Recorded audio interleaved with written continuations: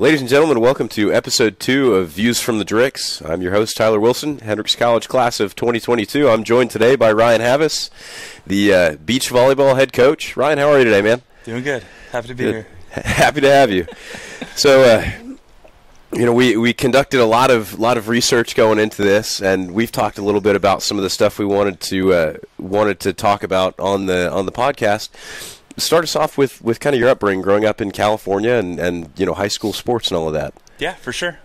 Grew up in the Bay Area, about 30 miles south of San Francisco, little town on the beach called Half Moon Bay. And while we were on the beach, we didn't really have men's volleyball, boys volleyball, indoor or in the sand. So I was a basketball player growing up. Got some height, got a little tiny bit of athleticism. Can't shoot very well, but yeah. So yeah. Absolutely. So you ended up going to college in Hawaii. Mm-hmm. What did you study? I was a American history major. Okay, yeah. Awesome. Yeah. I studied history here at Hendrix myself, so that's pretty sweet. I love seeing other history majors. Yeah, it was a blast. So walk us through how did you get involved in volleyball?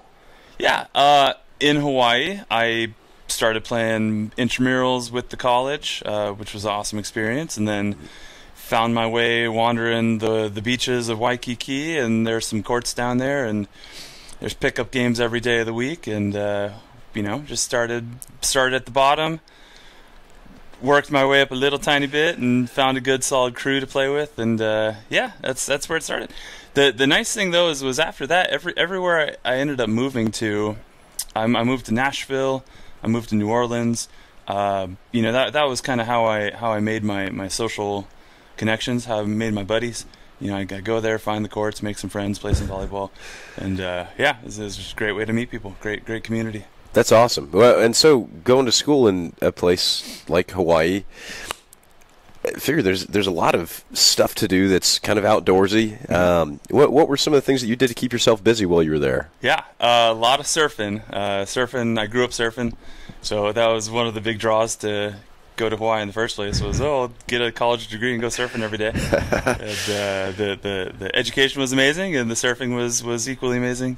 And so that's about Absolutely. It. Playing beach volleyball, surfing every day of the week. That's good stuff. Well, so you had mentioned prior to us going on the air, getting out of college, you kind of didn't know what exactly you were going to do, so you got involved with AmeriCorps and some of the other kind of activities you've done. You want to elaborate on that a little bit? Yeah, AmeriCorps was one of the greatest experiences I've ever gone through. Like you're saying, I wasn't 100% sure what I wanted to study.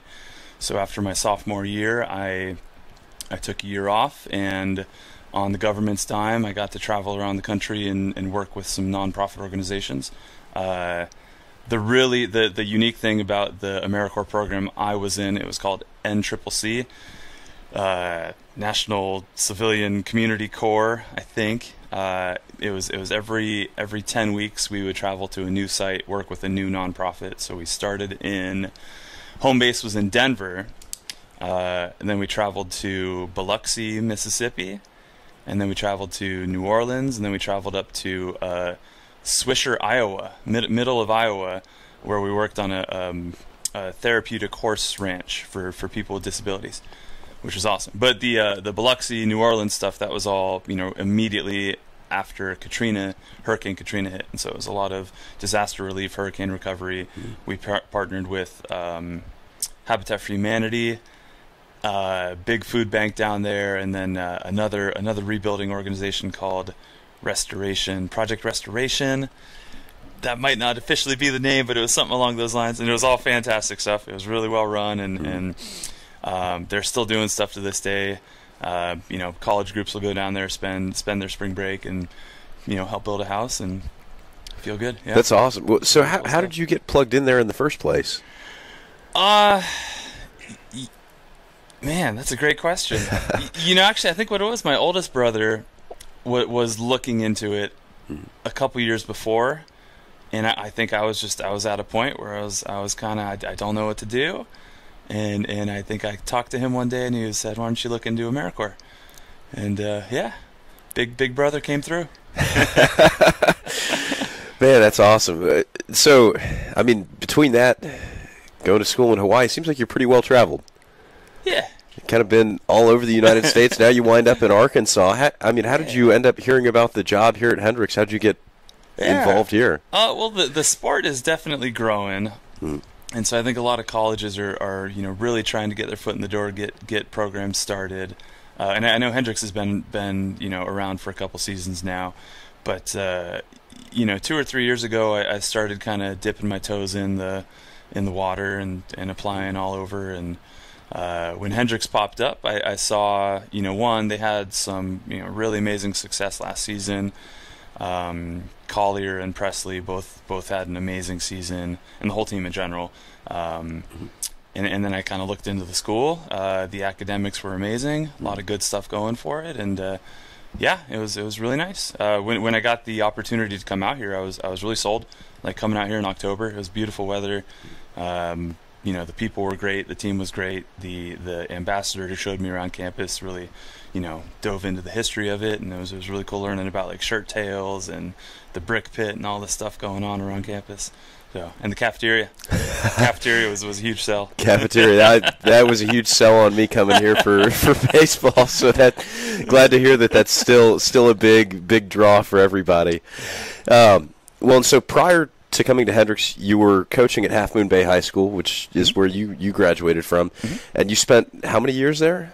9 full seasons coaching volleyball. Okay. I started as a basketball coach, assistant basketball coach. The head coach who just took his team to the state championship.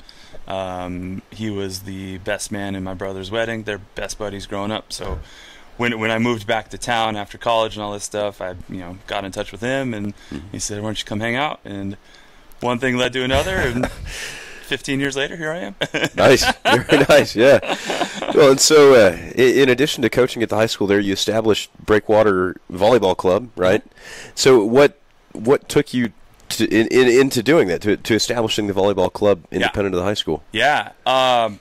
Our town is about, so it's the joke is kind of like we're 45 minutes from everything, which may not seem too far, but in the Bay Area, everything is right there.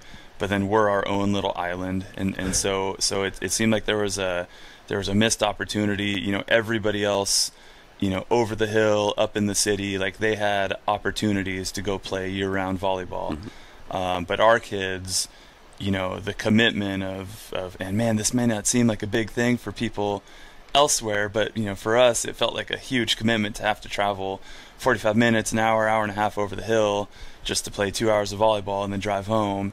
And so I saw a big opportunity to kind of start our own thing and get our kids interested, and Right. it really took off. We grew. First year we had 2 teams. There's another kind of more rural high school just south of us called Pescadero. Their coach came in and really got me going, helped me out. He helped coach me, and then 2 teams first year, 4 teams the second year, 7 teams the third year, and we just kind of keep getting bigger every single season. Right. It's awesome, yeah. Man. Yeah. That's awesome. That's really sweet. Now, so going from coaching, club volleyball and high school volleyball into, the college game, what are some of the challenges that you faced through that transition? This isn't a challenge. I got to say the nicest thing is just being able to consolidate all that energy of trying to maintain a high school team, a club team, and I was working at the College of San Mateo as well. Taking all that energy and just kind of being able to put it all into Hendrix has been like so nice. As far as the obstacles, I feel like one of the biggest things is that Hendrix has so much to offer its students, and the students are so interested in doing as much as they can that time management, spreading ourselves too thin, all that stuff seems to become a thing that we really got to make sure we're conscious of, and so maintaining the team's mental health, physical well-being, and all that stuff while we're trying to be the best team we can be is a fun challenge. Right.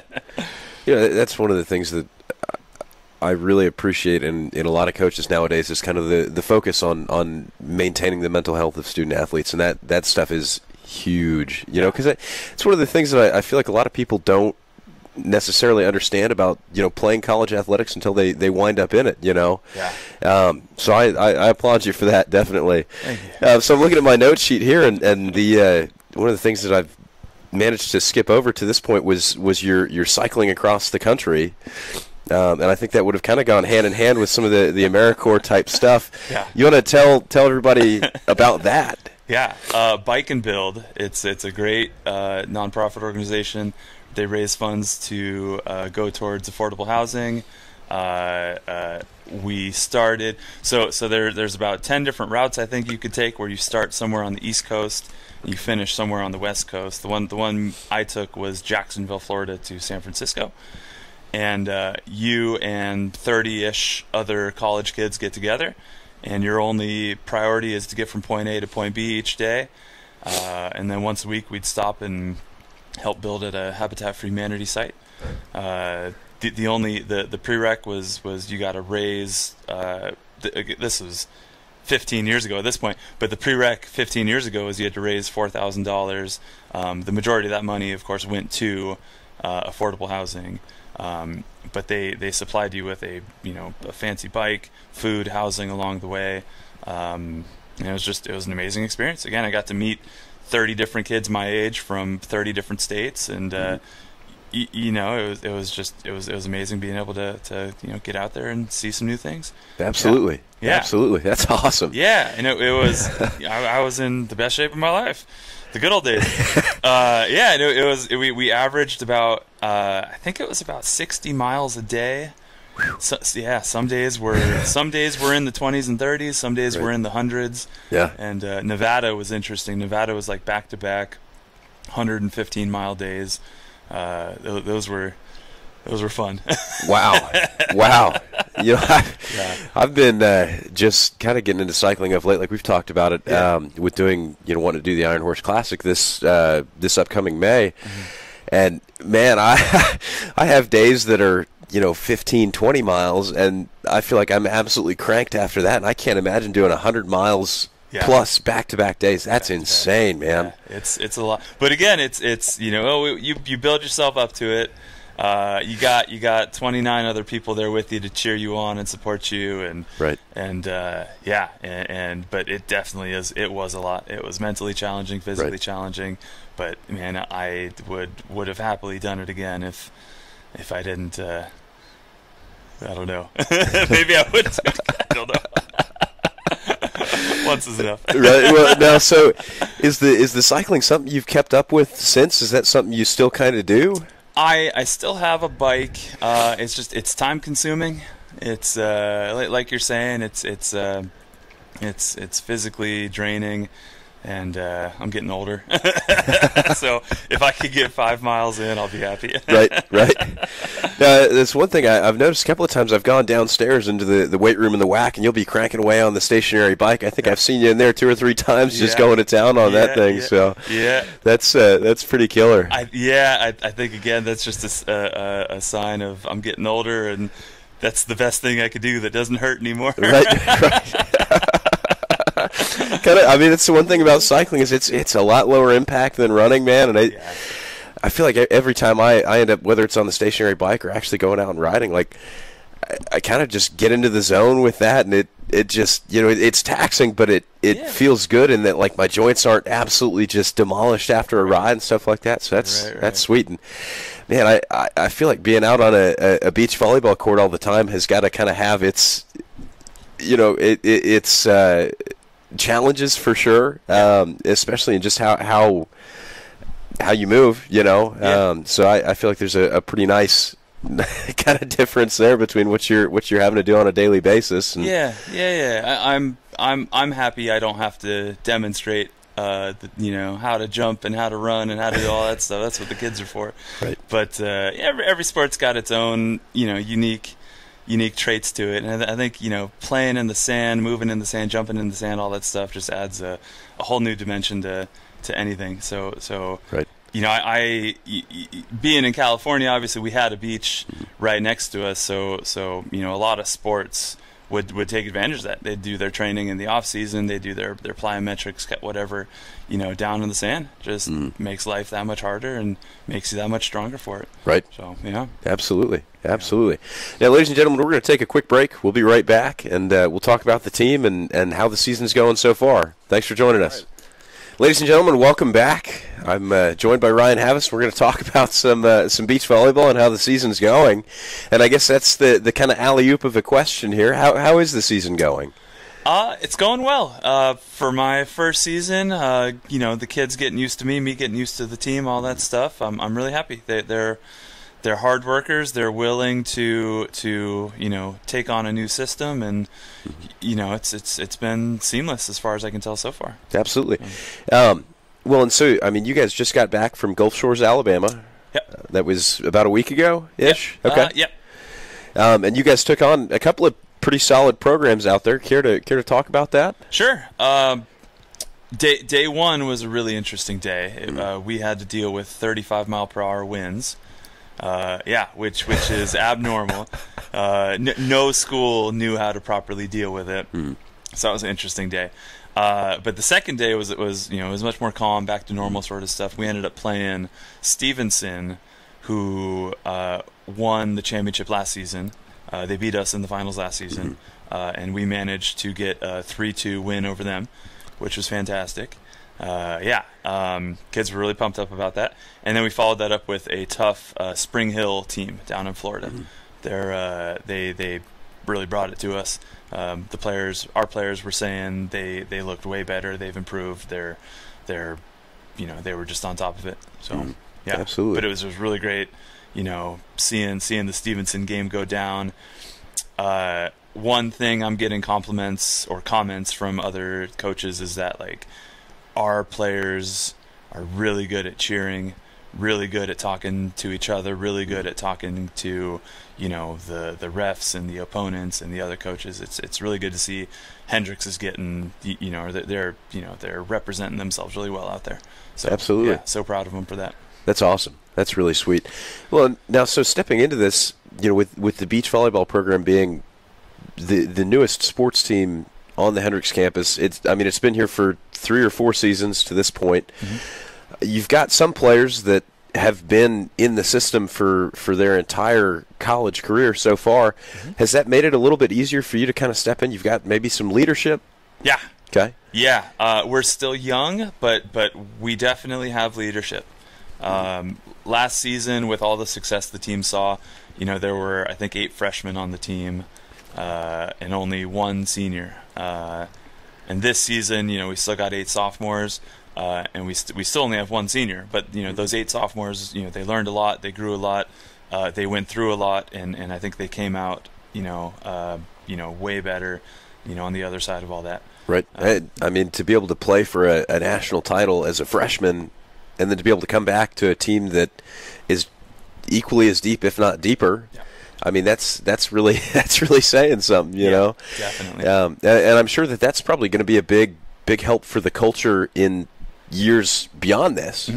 Absolutely. That's sweet. Now, so one of the things that's always kind of fascinated me about sports like beach volleyball or like lacrosse, for example, in a place like Arkansas. How does the recruiting go for something like that? Are you reaching out to these people that are on just vastly different ends of the country, or is there some of that going on here? It's a little bit of everything. Okay. I'm talking to people back in California. I'm talking to people up in the Northeast, and everybody in between. Right. As far as selling them, I feel like Hendrix really does a good job of kind of selling itself.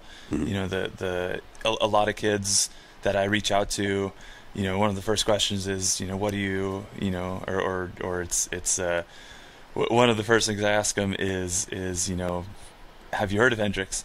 And then sometimes it's yes, sometimes it's no, but a lot of the times when it's no, it's immediately followed up by I haven't heard of them, but I really like what I saw, on the website and everything, and so yeah, I think the academics, the success we saw recently really helps. Right.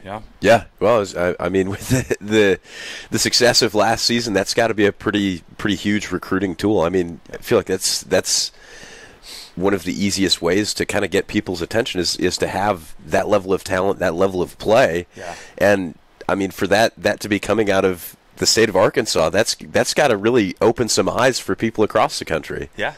So yeah, it's a good springboard, to start the conversation. But I think we got to make sure that we still see sustained success even through the transition of a new coach. Yeah. And like I said, I think we got buy-in from the team. Right. And yeah, so I'm excited to see what we do moving forward. Right. Well, and you gotta get them on campus too, and get them on the other side of the street to see the calf. Get them in the calf. Yeah. Get that hot chicken, the Nashville chicken. Yeah. Oh yeah. Well, man, if the level of competition athletically and the academics aren't the selling point, you've got that right there, kind of in the back pocket, man. I think that's one of the biggest things that Hendrix has going for it, outside of all of the other really awesome things that it's already got, man. Oh man. I was talking to Maggie about that on the last episode. It's just how big time the CAF is for a school like Hendrix that's already got the academic prowess. I mean, across the South, you look at a school like Hendrix and you hear Hendrix College, tell somebody, oh, Hendrix College, like, oh wow, like that's awesome. But much less having the opportunity to come be a student athlete in a nationally renowned program. Mm-hmm. And on top of that, you got great food. Got the trifecta. Absolutely. And so now, looking forward into subsequent seasons, what is it that you're kind of trying to build here? What are the goals in terms of the program? I mean, of course, you said sustained success, but are there other measurable or immeasurable things that you're kind of working towards? Yeah. Since I just came on not too long ago, the immeasurables are the things I'm mainly focused on now. It's the health and well-being, it's the mental well-being of the athlete, and I think if I'm providing a positive experience, that's going to be a great selling point as well for any future athletes. I hear a lot of, at every level, like, I got burned out after a season. I got sick of my coach screaming at me, all that stuff, and so that's one of the biggest goals of mine, is just to make sure that I'm providing the best experience I can for the athletes that come through our doors. And so I'm starting there. I'm still feeling out, the measurable things you're talking about: wins and losses, aces, kills, all that stuff. I think I told my team on day one, I think we're going to play our best when we're having fun and comfortable, and we want to be here. Yes. So that's my main focus right now, is have fun, keep the team wanting more, keep them wanting to come back to practice more and learn more and all that stuff. And if we do all that, then the cards are going to fall where they're supposed to. Right. Yeah. That's admirable. That's really admirable. And that makes me want to sign a letter of intent. I've got 2 years of eligibility left, Men's beach is growing. There's a contingent that's getting NCAA men's beach going. Hey, if they were to add something like that here at Hendrix, I know of a ton of people who would be itching to do that and be really good at it too, man. Gosh, Adam Bland on the Hendrix baseball team. He's actually somebody you would really enjoy talking to, just because of the stuff that he's done. But he helped establish a volleyball team at his high school. Really? Yeah. Wow. Yeah. He's somebody you need to meet. He's a good dude. Where was that? Dallas area. Ah, yeah. Nice. Yeah. Very cool. Kind of wild. Like you said, it's growing all across the country. Yeah. But that's really good for him. Gosh, they need to get on that here. Yeah. Men's beach here in Arkansas. That'd be pretty sweet. But man, so Arkansas. Any kind of culture shock going from the West Coast coming here? West Coast, yeah. So I got my graduate degree in Nashville, and I lived in New Orleans. So I have experience with the South. Mm-hmm. I feel like Conway, the city of Conway, is very similar to where I grew up, in that we're 30 miles away from a major city. Right. So if I needed my big city fix, it's right there. I'll be honest though, the only reason I go to Little Rock right now is to go to Costco. Yeah, but the biggest thing I'm still getting used to is the weather. Right. Going from where I was, it was 55 every day of the year. Mm-hmm. California's been in a historic drought, so it rained maybe 3 or 4 days a year. Right. And to go from that to, I think the first week I was here it was 7 degrees. 2 weeks later it was like 68. Then it's pouring, then it's snowing, and then it's it's just the whole gamut, and it's amazing. I like it. I feel like it keeps you on your toes. Keeps it's fun just watching the thunderstorms and everything. Right. And, yeah, you don't get any of that junk in California. No, that's the one thing about Arkansas. Be it the weather, the people, the schools. I mean, being in Conway, the city of colleges, you get a little bit of everything, man. You get it all, and I think that's kind of a draw for this part of the country because it's so vastly different from anywhere else, and I think the same can be said for Hendrix. I believe it. A lot of diversity. Really nice place. Yeah, absolutely. So now I got to ask, having studied history in college, did you get your graduate degree in history too, or what was? It was, so I got my graduate degree from Lipscomb University, and it was called Civic Leadership. Okay. So I have a master's in civic leadership. The executive director of the program, she was a VP of sales for Pepsi for a while. She was a press secretary for, I want to say President Carter. She just had this amazing, resume, and the people that she got to come and teach us were equally amazing. It was the governor of the state, the mayor of Nashville, big people in big industries, and big people in nonprofits. And so the goal of the degree was figure out how to use private, public, and nonprofit organizations to better the community, right? To improve the city, the state, the country, and yeah. One of the amazing stories that we got was, I'm drawing a blank, I think it was the governor or the mayor of Nashville at the time, but he was talking about how he was working with professional sports to get a professional team in Nashville, and for the longest time they were talking about getting an NBA team, and something happened, so and so fell through, and then they're like, hey, let's get the Nashville Predators here, or whoever it was before they became the Predators. Right. And so he came in and he spent 3 hours talking to us about the process of working with people to get a stadium built, working with people to get all the amenities and all everything organized, and so it was a great program to kind of learn how to get things done. Right. Yeah. And on top of that, there was also and then there was like the actual leadership portion of learning what it takes to be a good leader, and right. Yeah, so it was really cool. That sounds like that dovetails really nicely into coaching at any level. Definitely, yeah. I feel like I still refer back to a lot of the books, a lot of the stuff we learned, and yeah, do my best to live up to Lipscomb's thing. Yeah. So going back to undergrad, what made you want to study history? I think it was that year off I took. I got to get out and see the country. And at the time, I it was kind of in the wake of Hurricane Katrina, so I saw a lot of unfortunate stuff, all the destruction caused, and everything everybody had to deal with, and seeing that in different regions of the country, I think that kind of piqued my interest, and that's what we're going through today. Right. How did we get here, and what did we go through before this? Yeah. So, yeah. That's fascinating. Yeah. That's really sweet. Yeah.